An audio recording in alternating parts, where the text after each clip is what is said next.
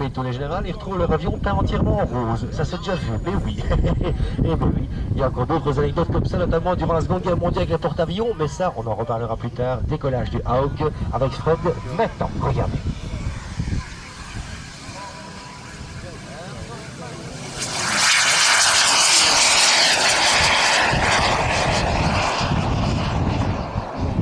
Alors, c'est totalement idiopathe,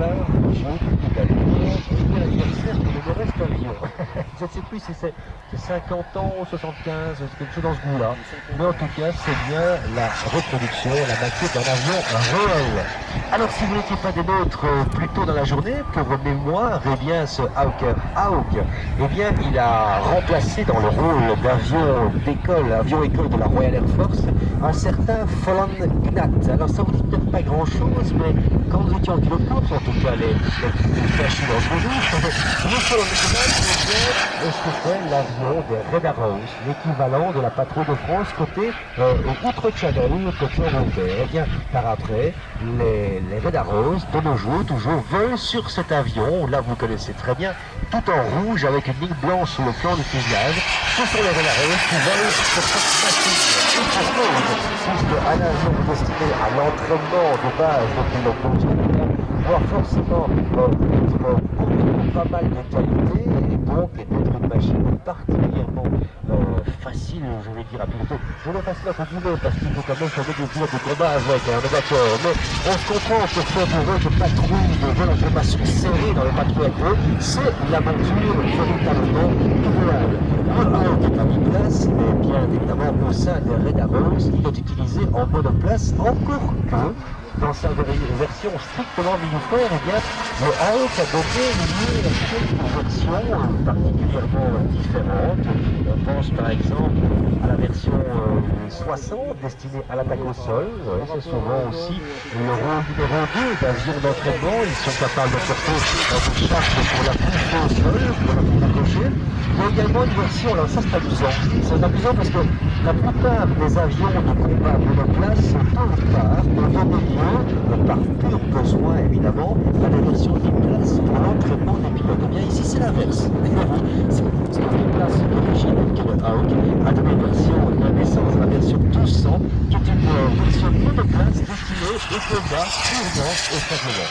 Et que n'oublions pas également la version qui s'est illustrée lors de l'IMC il y a 2 ans, je pense, à la Ferté-Alais, c'est dans 15 jours entre parenthèses, eh bien, le T-45 Ghost Hawk, autrement dit, Taken Trainer Ghost Hawk, parce que la version est assez remarquée, ça nous est en fait prise en compte carrément outre-Atlantique par l'US Navy.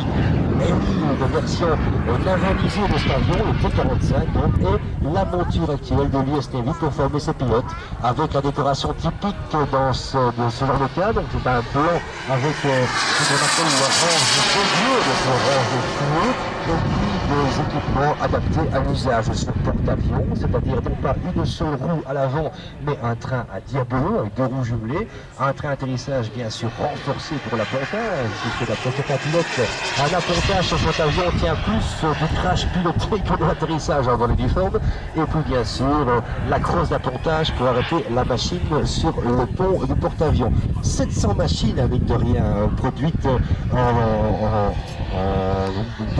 pour une quinzaine de pays, en 2000, vous voyez, c'est quand